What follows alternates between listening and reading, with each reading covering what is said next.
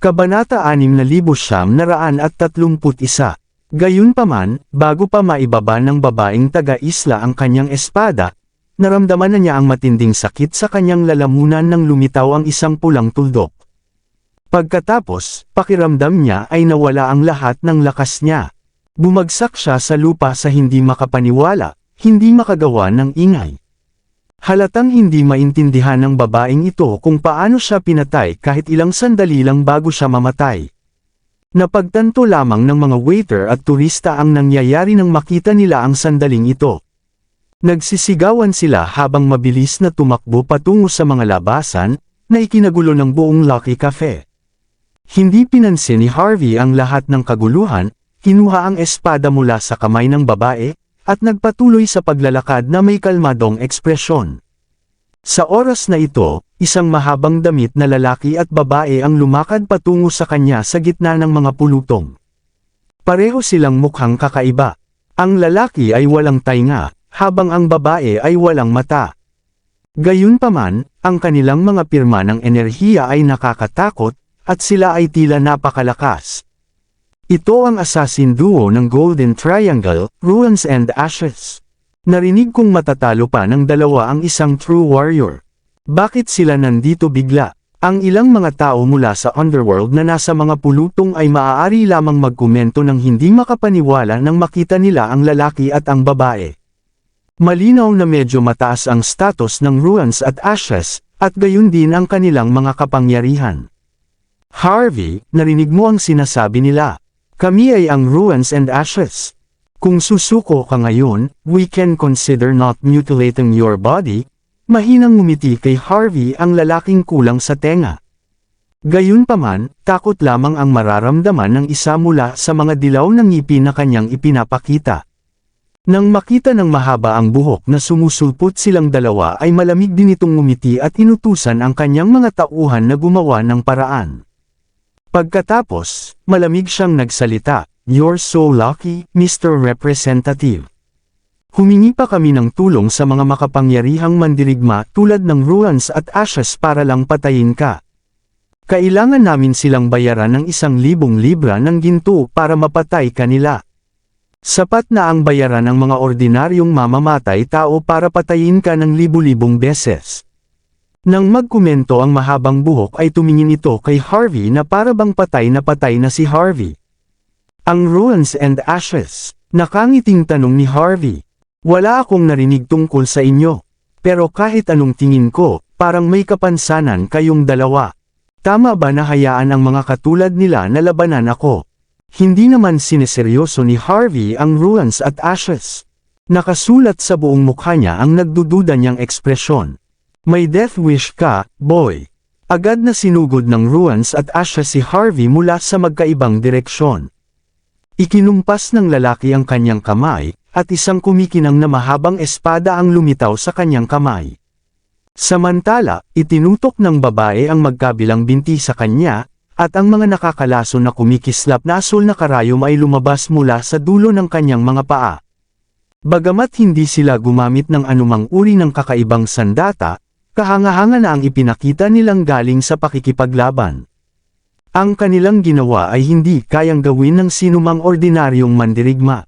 Ngunit nang makalapit ang Ruins at Ashes kay Harvey, walang pag-aalinlangan niyang inihampas ang mahabang espada sa kanyang harapan. Swash! Matapos niyang hiwain ng malinis ang lalamunan ng lalaki, sinaksak niya ang espada sa noo ng babae. Parehong natatakpan ng gulat ang mga mukha ni Ruins at Ashes bago nila hinawakan ang kanilang mga sugat at bumagsak sa sahig. Hindi nila inaasahan na agad silang papatayin bago pa nila maipakita ang kanilang tunay na kapangyarihan. Matapos tanggalin ang Ruins and Ashes, hindi na nag-aksaya si Harvey ng isa pang segundo, inihampas ang kanyang paa sa isang mesa, at pinalipad ito ng nakangiti. Taliwas sa inaasahan ng lahat, hindi siya umalis sa fire escape. Sa halip, tumalon siya sa bintana at agad na sinira ang mga plano ng mahabang buhok na lalaki. Gayunpaman, kitang-kita na may mga gwardya rin sa labas ng bintana. Sa sandaling makita nilang lumitaw si Harvey, Bahagyang natigilan ng mga armadong lalaki bago nila itinutok ang kanilang mga baril kay Harvey at hinila ang kanilang mga gatilyo. Agad na tumabi si Harvey, at kinuha ang fire extinguisher na inihanda ng kafe para sa isang emergency, at sinimulan nitong spray sa kanyang paligid. Ang kalahati ng kalye ay agad na natatakpan ng puti habang ang mga bala ay hindi tama ang kanilang mga marka, ngunit ilang mga turista na hindi nakatakas sa oras ay tinamaan. Nag-iyakan ang mga turista, at lalo lang nitong naging agresibo ang mga assassin. Sa maikling panahon lamang, lahat ng mga taong ito ay mawawala ng buhay. Nanlamig ang mga mata ni Harvey nang mapagtanto niya kung gaano kawalang interes ang mga assassin tungkol sa pagkawalan ng mga inosenteng buhay.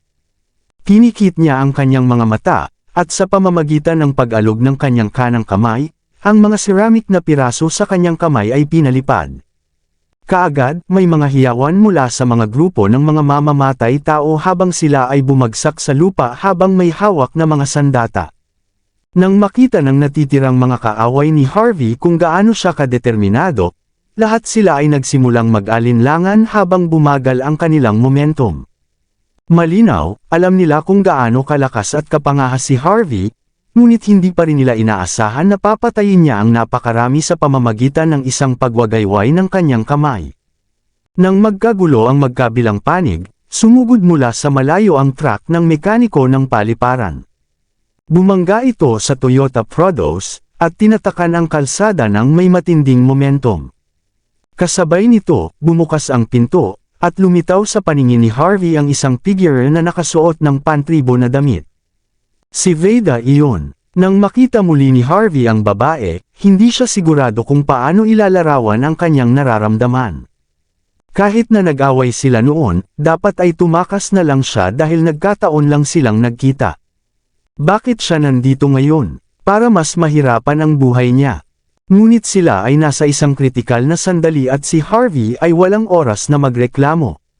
Sa halip, sumigaw siya, "Umalis ka na! Lumayas ka na ngayon. Masyado silang maraming matataas na armas." Tiningnan ni Veda si Harvey. Nakangiting tinapakan niya ang gas. Muli, bumilis ang truck at bumangga sa ilang Toyota Prodos, at nabaligtad ang mga ito. Gayunpaman, 12-dosenang mga lalaki ang nagkulong na sa kinaroroonan ni Veda.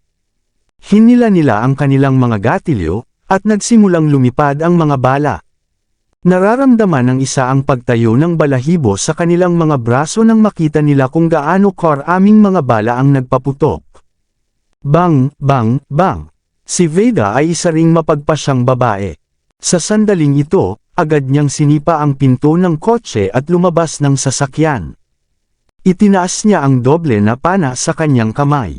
Sa tuwing magpapaputok siya ng bolt, isang maliit na pagsabog ang magaganap sa unahan.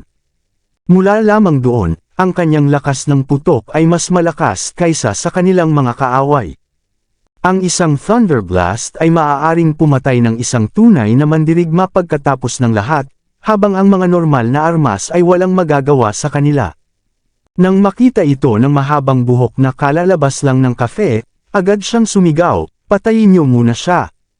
Kaagad, hinila ng lahat ng mga armadong lalaki ang gatilyo ng kanilang mga armas at pinalipad ang mga bala. Napakaraming bala na naging screen nang sila ay pinaputukan sa posisyon ni Veda. Tiningnan ito ni Veda nang may pang-aalipusta at umiwas, ngunit ang kanyang kanang kamay ay hindi tumitigil sa pag-target at pagpapaputok. Sa tuwing siya ay umaatake, isang pagsabog ang magaganap. Matapos ang ilang galaw, mabilis na bumagsak ang kanilang mga kalaban. Kahit anong tingin ni Harvey kay Veda, masasabi niyang hindi ito ordinaryong mandirigma. Ang kanyang pagiging mapagpasya at estilo ay nagpapatunay sa kanya na siya ay lubos na nakaranas sa mga labanan. Nakikita pa nga niya ang ilang senyales ng pagiging sundalo niya.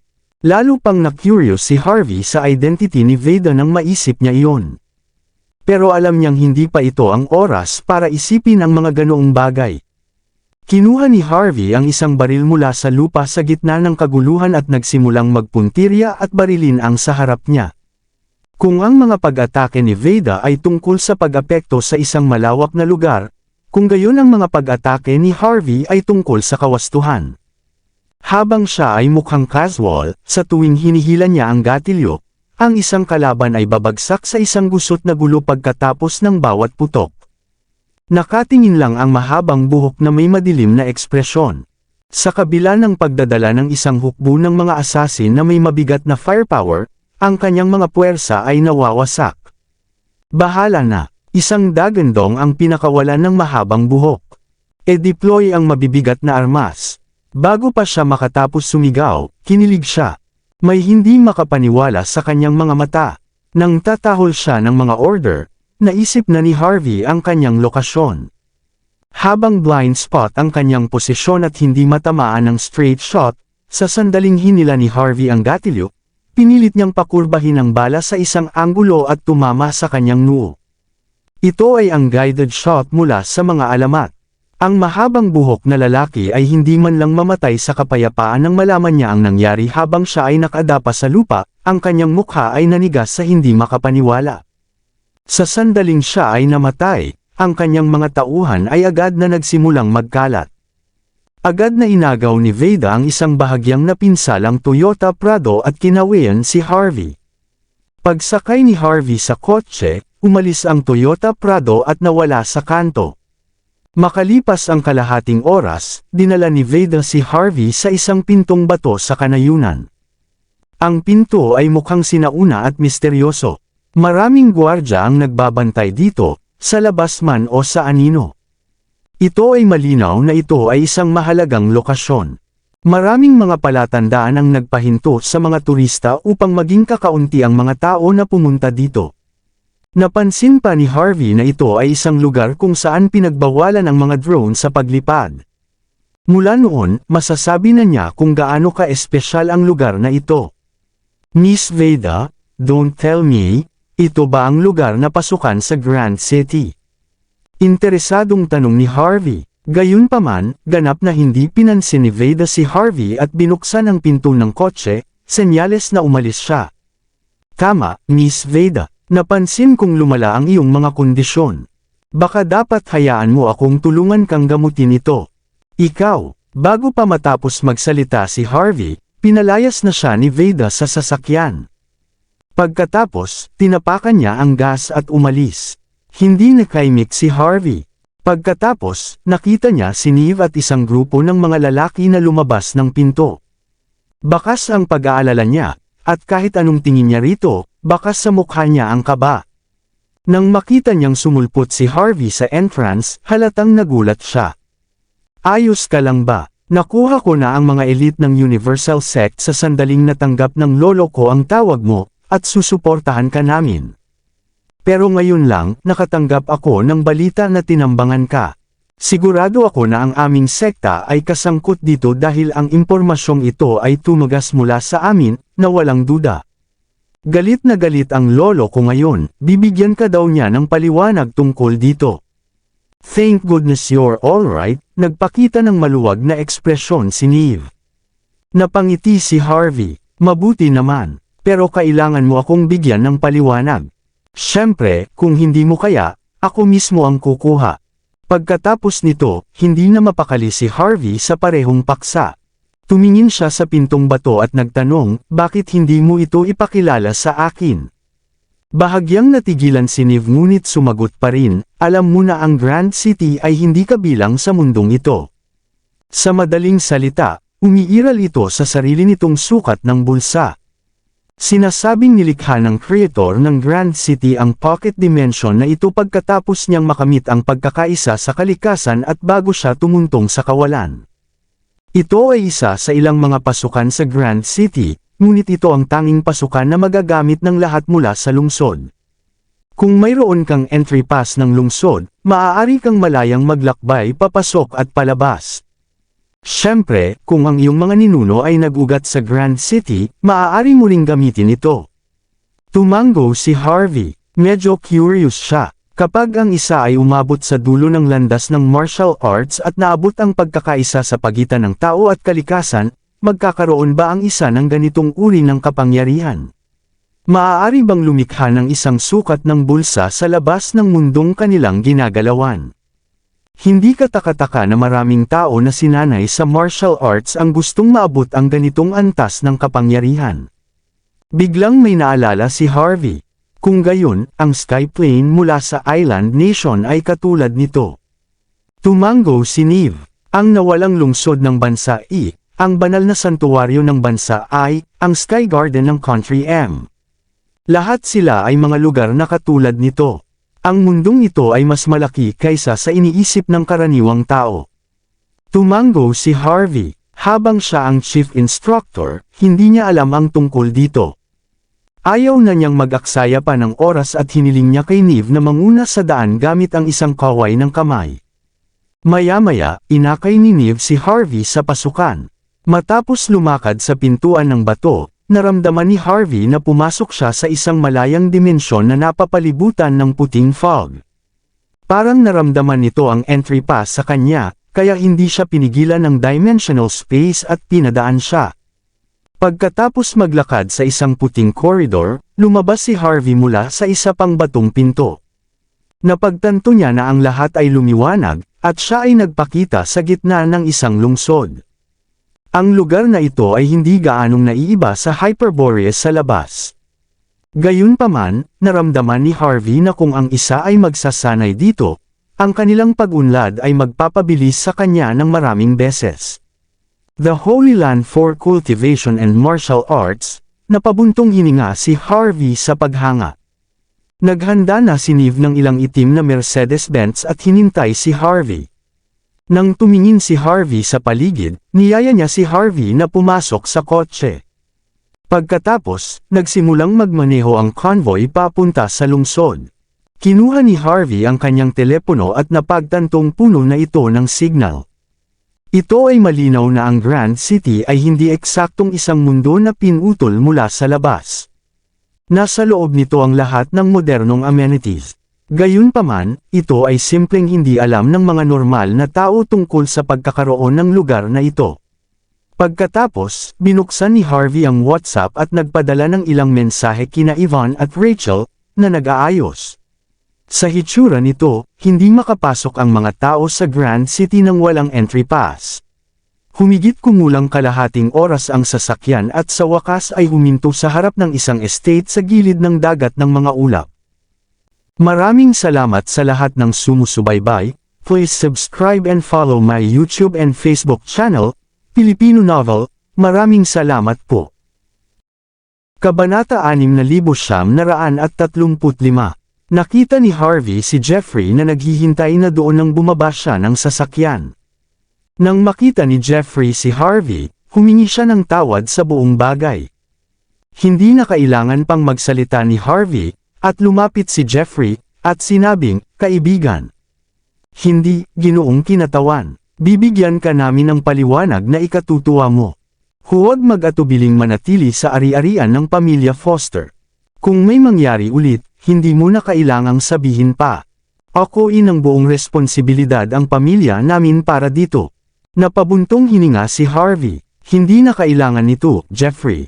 Ang aking pagbisita sa Grand City ay makakaapekto sa maraming interes ng mga tao. Normal para sa kanila na subukan at pigilan ako sa pagpunta kahit anong mangyari. Hindi naman sa naaapektuhan mo ang interes ng maraming tao. Higit sa lahat, naapektuhan mo ang interes ng isang paksyon," sabi ni Jeffrey habang iminuwestra at inakay si Harvey sa estate. Habang ginagabayan niya si Harvey papasok, sinabi niya, "Alam na ngayon ng buong Grand City ang dahilan mo sa pagpunta sa Grand City ay para sakupin ang 3 hall. Ang ginagawa mo ay inaalis ang mahalaga para sa Parkerville.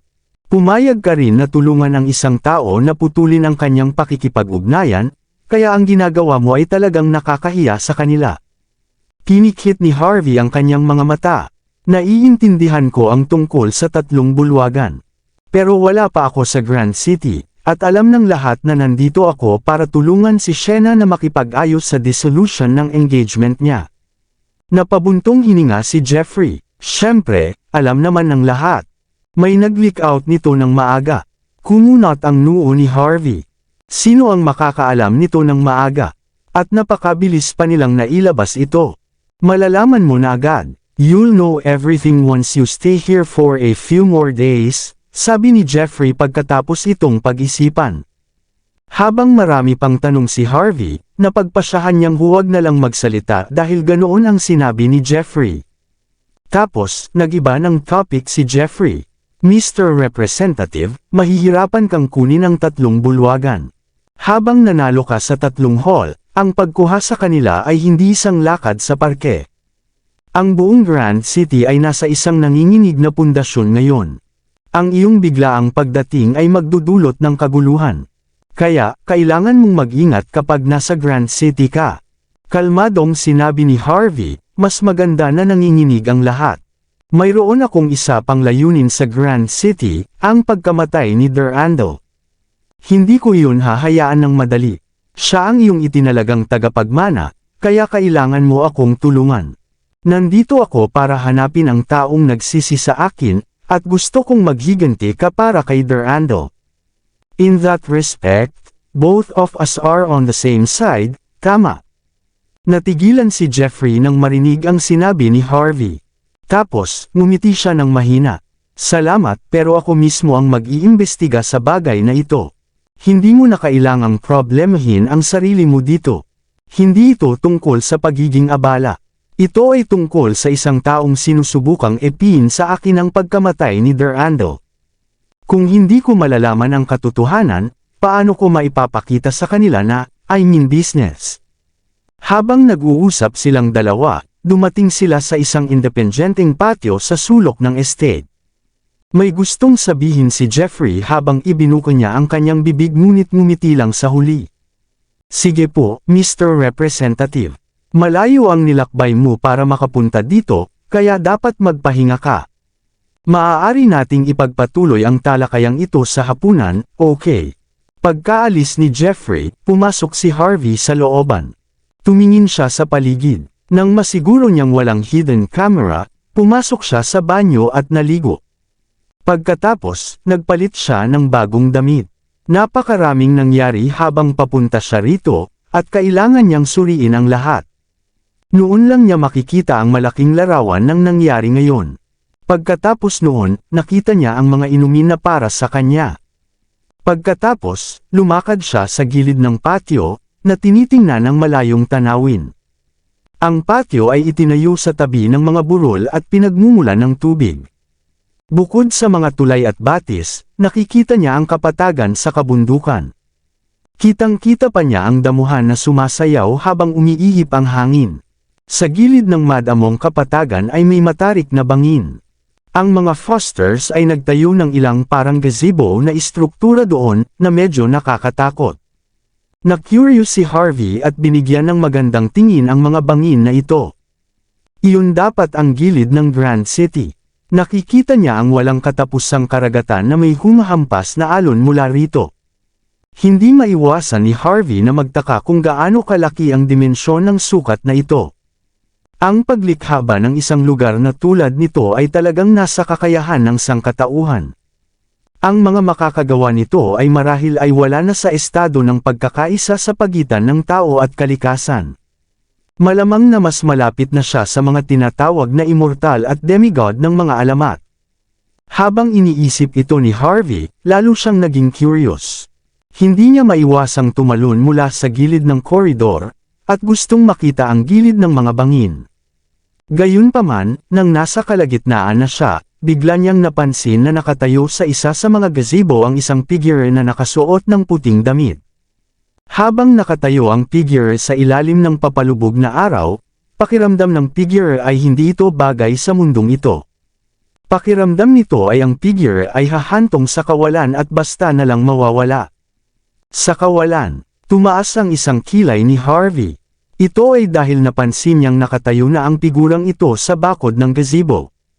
Tila, ang kailangan lang gawin ay gumawa ng isa pang hakbang upang lumipad sa kawalan. Hindi, ang figure ay babagsak mula sa mga bangin. Hindi, may mali, nagsimulang kumilos si Harvey at mabilis na tumalon. Nang makalapit na siya, napansin niyang nandoon na si Jeffrey, Niv, at iba pa maliban sa kanya. Napatingin silang lahat sa figurang iyon na kinakabahan. Gusto nilang lapitan siya, ngunit wala silang lakas ng loob. Parang napansin niyang may tao.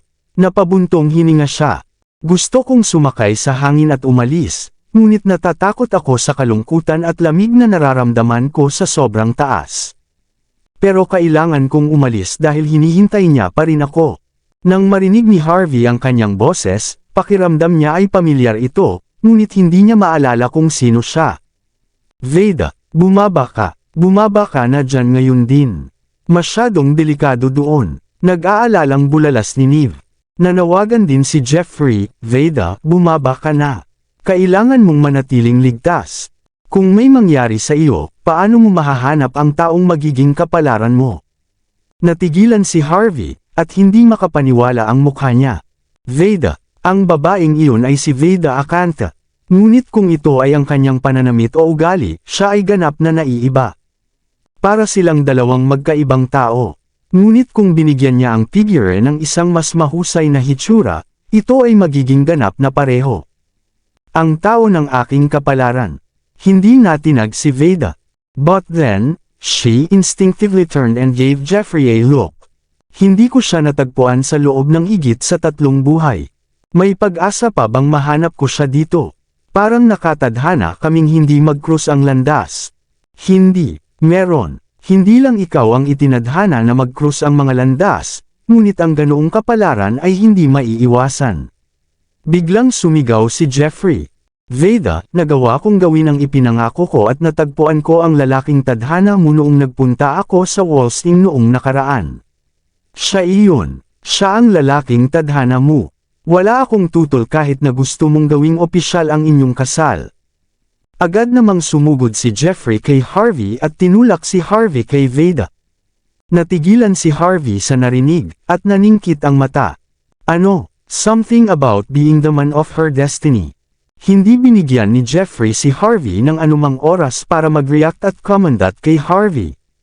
Mr. Representative, bakit hindi mo kausapin si Veda? Nangako kayong dalawa na magsasama sa loob ng 3 buhay bago ang bato ng kapalaran. Hindi nyo dapat namimiss ang isa't isa ngayong nagkita na kayo.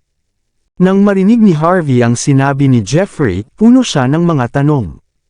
Bagamat naiintindihan niya ang bawat salita, hindi niya maintindihan ang ibig sabihin noon ni Jeffrey. Maging si Niv ay gulat na hindi niya namamali na sumulyap kay Harvey, at hindi sigurado kung ano ang dapat niyang ekspresyon. Sa wakas ay nakabawi si Harvey. Bago pa man siya makapagsalita ay tumalikod na si Veda at tinitigan si Harvey ng makahulugan ngunit walang pag-asa. Yung representative, Harvey, the man of my destiny. Nanginginig ang katawan ni Veda sa hangin habang bumubulong sa sarili. Sa pagkakataong ito, sa wakas ay naunawaan na ni Harvey ang nangyari. Talagang siya at si Veda, ngunit ang kapangyarihan sa loob niya ay ganap na naglaho. Nangangahulugan ito na habang siya nga ay si Veda, hindi siya ang parehong tao. Sa paghusga mula sa diwa ng kanilang pag-uusap, malamang na alam din ito ni Jeffrey at ng iba pa. Bagamat parang mystical ito, may katulad sa mga terminong medikal. Tinawag itong schizophrenia. Nang mapagtanto ni Harvey ang nangyayari, medyo natahimik siya ngunit malumanay na sinabi, Veda. Ako ang kinatawa ng Country H Martial Arts Alliance at ang lalaking tinatawag na Harvey. Siyempre, ako rin ang iyong tao ng tadhana, na nangako na mananatili sa iyo ng 3 buhay. Nandito ako para makita ka, kaya pumunta ka dito. Hinanap kita ng 3 buhay, ngunit hindi kita natagpuan. Kung tumalon ka dito, ano ang mangyayari sa akin?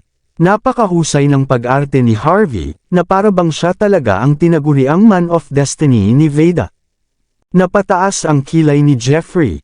Bahagyang nakabuka ang bibig ni Niv, na parang hindi makapaniwala sa nangyayari. Hindi siya makapaniwala. Paano kaya madaling tanggapin ni Harvey ang ganito? Ngunit nang makita niya ang kalagayan ni Veda, huminga ng malalim si Niv at sinabing, Veda, kilala mo ako. Palagi kong sinasabi na kapag pumunta ako sa Wallsing, mahahanap ko ang iyong lalaki ng tadhana batay sa propesya ng Hierophant. Si Harvey ay eksaktong kapareho ng iyong man of destiny. Nakagawa kami ng maraming paraan para dalhin siya sa iyo. Kahit gusto mong umalis, dapat makita mo muna ang identity niya. Kung siya talaga ang taong tadhana mo, mamimiss mo na naman siya ngayong buhay. Tama iyan, bulalas ni Jeffrey. Dapat kang bumaba ngayon o hayaan siyang lumapit para suriin ka. Jeffrey, Niv, ilang taon na tayong magkakilala. Alam kong ayaw niyo akong umalis, sagot ni Veda na bumantong hininga. Pero, do you think I'll believe you when you look for a random man to be my man of destiny? Kung mapapalitan ng peke ang hinahanap ko, I won't be trying to find him for 3 lifetimes, right? Pakiusap, huwag mo na lang akong pansinin at hayaan mo akong umalis ng payapa. Kahit na kaya mo akong iligtas ngayon, may iligtas mo ba ako magpakailanman? Obviously, habang may mental breakdown si Veda, hindi na niya nakilala si Harvey at nakalimutan na niya ang nangyari sa pagitan nila, pero matalino pa rin siyang babae. Masasabi niyang kinaladkad ni na Jeffrey at Niv si Harvey dito para hindi siya mamatay. Veda, huwag mong kalimutan na anak ka ng dating pinuno. Sa puso ko, ikaw ang tunay na prinsesa ng Grand City. Umungol si Jeffrey. I swear to him all those years ago na mahahanap ko ang lalaking destiny mo. Hindi ako magsisinungaling tungkol sa isang bagay na ganito. Pumayag din si Niv. Tama iyan. Ang aking lolo ay palaging tapat sa pinuno. Nalason pa siya dahil dito nang pumunta siya sa Walls Inn. Ang aking lolo ay hindi magsisinungaling sa iyo kapag siya ay napakatapat at taos puso. Pagkatapos, malakas na nagsalita si Jeffrey, ayon sa propesya, ang tao ng iyong kapalaran ay nakatakdang maging Panginoon ng Grand City. Si Harvey ang kasalukuyang kinatawan ng Martial Arts Alliance, na nangangahulugang magiging pinuno din siya ng Grand City. Hindi kami magkakamali, kahit na kami, hindi mo ba siya kayang tingnan at mas kilalanin? Hindi ka ba natatakot na hindi ka makakapagpahinga ng mapayapa dahil lang sa hindi mo tiningnan? Natahimik si Harvey nang marinig ang sinabi ni Jeffrey. Si Harvey ang tao ng tadhana ni Veda dahil siya ang kinatawan. Anong klaseng biro ito? Gayunpaman, wala siyang sasabihin dahil ang taong nauna sa kanya ay isang taong nagligtas sa kanya. Bahagyang kumunat ang noo ni Veda nang marinig iyon at itinuon ang atensyon kay Harvey, na para bang gustong makita kung ano ang kakaiba sa isang ordinaryong figure. Sa kasamaang palad, sanay na si Harvey na pigilan ang kanyang kapangyarihan kaya hindi na naramdaman ni Veda ang anumang bagay mula sa kanya pagkaraan ng ilang sandali. Gayunpaman, walang pagpipilian si Harvey kundi ipagpatuloy ang kanyang pagkilos nang makita niyang si Jeffrey ay patuloy na nagbibigay sa kanya ng mga senyales. Veda, sa wakas ay nagkita na tayo sa buhay na ito. Iiwan mo na ba ako ngayon? Kung iyon ang kaso, ano ang silbi ng paghihintay ko sa iyo ng 3 buhay? Kinilig si Veda matapos marinig ang sinabi ni Harvey. Sinamaan niya ito ng tingin. Ngunit sa huli ay sinabi niya, fine. Halika dito at tingnan ko. Tingnan ko kung ikaw ba talaga ang lalaking nakatadhana sa akin. Agad na sinabi ni Jeffrey, bilis, pumunta ka doon. Napabuntong hininga si Harvey at mabilis na pumasok sa gazebo. Nang makalapit si Harvey, naramdaman ni Veda na tumibok ang puso niya sa tuwa.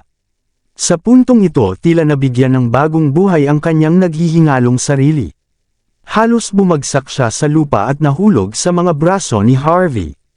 Sa wakas nahanap na rin kita. Hindi napigilan ni Veda ang pag-iyak. Smack! Binigyan ni Harvey ng pressure ang likod ng ulo ni Veda, at agad siyang nawala ng malay sa mga braso nito. Nang matapos ay ngumiti si Harvey kay Jeffrey. Ginawa ko. Makalipas ang kalahating oras, sa isang lounge sa Foster Estate. Hinawakan ni Harvey ang pulso ni Veda gamit ang kanyang kanang kamay. After some time, he said, Jeffrey, what's wrong with her? Noong nakilala ko siya sa eroplano, habang nasa bingit siya ng pag-aalboroto, nakokontrol pa rin niya. Ngunit ngayon, ang siklo ng enerhiya sa loob niya ay magulo, at ang enerhiya ng isang tagalabas ay hindi madaling pumasok. Para siyang nawawalan ng kontrol sa loob ng maraming taon. Ano ang nangyayari dito? At paano ka magsisinungaling sa kanyang sinasabi na ako ang lalaki ng kanyang tadhana? If I became her obsession or even her inner demon, it wouldn't do her any good to her martial arts training, sabi ni Harvey na hindi niya mapigil ang mapabuntong hininga. Ano man ang nangyari, nakipaglaban pa rin si Veda sa kanya sa eroplano. Hindi maalis sa isip ni Harvey ang nangyari sa kanya dahil doon. Napabuntong hininga si Jeffrey, may isang bagay na hindi mo alam. Hindi lamang si Veda ang anak ng dating pinuno ng Grand City, ngunit hinulaan din siya ng Hierophant na maging reincarnation ng ninuno ng Grand City, at ito ang dapat na kanyang ikatlong pagkakatawang tao. May isang alamat sa Grand City na pagkatapos umakyat ang lumikha ng Grand City, ay babalik siya.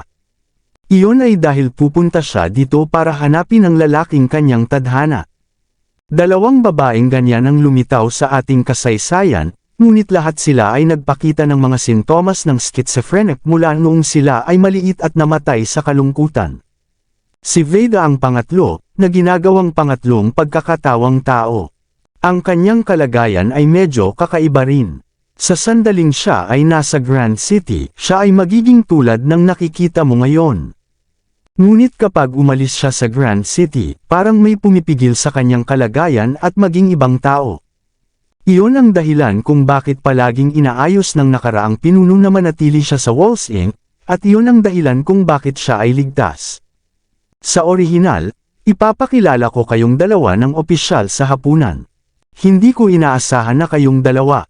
Maging si Jeffrey ay hindi sigurado kung ano ang sasabihin at hindi alam kung paano haharapin ang kalagayan ni Veda. Samantala, sumakit ang ulo ni Harvey nang marinig ang lahat. Hinaplos niya ang kanyang mga sentido at sinabing, "Ngayong umabot na sa puntong ito ang mga bagay, ano ang dapat nating gawin? Don't tell me you want me to keep on acting as Herman of Destiny. O aayusin mo bang umalis siya sa Grand City?" Isinaalang-alang ito ni Jeffrey at sinabing, "Harvey, kung kaya mong harapin ang sumpa sa loob ko at maibalik ako sa normal, naniniwala ako na dapat mong mapabuti ang kanyang kalagayan, tama ba?" Kumunat ang noo ni Harvey. "Hindi ako sigurado dahil dalubhasa ako sa sining ng pagpatay, hindi sa sining ng pagpapagaling. Matutulungan ko lang siya kung ang kalagayan niya ay dulot ng isang bagay na sinadyang pumatay. Kung hindi, wala akong magandang paraan para matulungan siya. Ano ang dapat nating gawin ngayon?" Naging madilim ang ekspresyon ni Neve nang marinig niya ito habang nakatayo siya sa gilid. Kung hindi siya bumalik sa normal sa lalong madaling panahon, susubukan niyang magpakamatay muli. Ayon sa mga alamat, ang kanyang unang dalawang pagkakatawang tao ay namatay dahil sa depresyon. Sandaling nag-alinlangan si Harvey at sinabing, "Kapag bumalik na sa normal si Miss Veda, mag-iisip ako ng paraan para magamot siya. Titingnan ko rin kung matutukoy ko kung ito ay isang sumpa o iba pa. Makakagalaw lang ako kapag nalinaw na iyon." Kabanata 6,940. Ayon kay Jeffrey, delikado ang kalagayan ni Veda.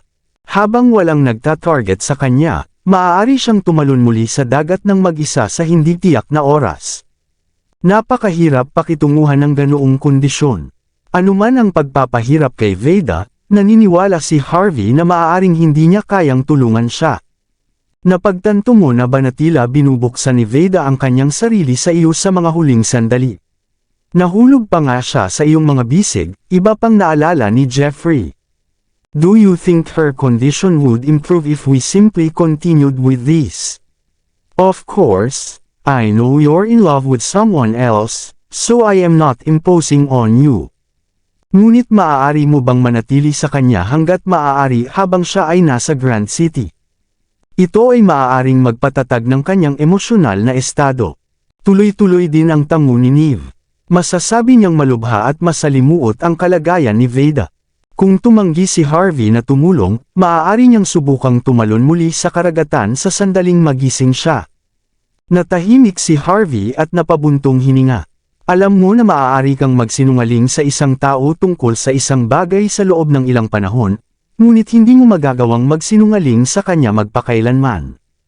Ayos lang kung gusto mo akong magpanggap na lalaki ng tadhana para masuri ko ang kalagayan niya, pero nakatadhana na ang peking tulad nito ay hindi magtatagal. Kung ito ay hindi isang sumpa ngunit isang sakit, Kung gayon ito ay isang sakit sa pag-iisip. Kakailanganin mo siyang pagalingin gamit ang tamang paggamot. Mahigpit na sinabi ni Jeffrey, "Siyempre, alam ko kung ano ang sinusubukan mong sabihin, ngunit ang pinakamahalagang bahagi ay ang pagpapatatag sa kanya. Kung imposible, ipapadala ko siya ng direkta sa bansa A kapag naayos na ang lahat." Ang bansa A ay 10,000 milya ang layo mula sa Grand City, kaya hindi na dapat mangyari muli ang ganitong bagay, di ba? Sandaling umungol si Harvey bago nakakunot ang noo na sumagot, "I still don't think that's the right way." Habang siya at ako ay hindi gaanong nakikipag-ugnayan at hindi ako ang taong ito ng tadhana, ang mga bagay ay nagiging mas komplikado dahil nagsisinungaling tayo sa kanya. O kung may lalabas na ikatlong personalidad. Kung gayon ang lahat ay magiging huli na. Lalong sumimangot si Jeffrey nang marinig niya ang sinasabi ni Harvey. Nang may sasabihin pa sana siya, bigla niyang nakita si Veda na dahan-daang nagmulat ng mga mata at nagising mula sa pagkakatulog. Napansin ni Veda na nakaupo si Harvey sa tabi niya. Hinawakan niya ang braso ni Harvey, na para bang hindi niya mapigilan ang sarili. "Matagal na kitang hinahanap, Harvey. Hindi ko hahayaang umalis ka ulit sa tabi ko. Sa pagkakataong ito, mananatili ako sa iyo kahit na gusto mo ako o hindi. Wala akong pakialam kahit trituhin mo ako bilang isang normal na kaibigan. Naniniwala ako na balang araw, mababawi mo rin ang iyong mga alaala." Si Veda ay mukhang sigurado na siya na mananatili kay Harvey. Tumaas ang kilay ni Harvey at napabuntong hininga pagkaraan ng ilang sandali. "Sige, mananatili ako rito hanggat maaari kapag nasa Grand City ako." Nang marinig niya ang mga salita ni Harvey, matamis na ngumiti si Veda at bumalik sa pagtulog. Nakahinga rin ng maluwag sina Jeffrey at Neve. Hindi bababasa, sa ngayon, ang kalagayan ni Veda ay naging matatag. Hindi na maaaring lumala pa ang kanyang kalagayan pagkatapos nito.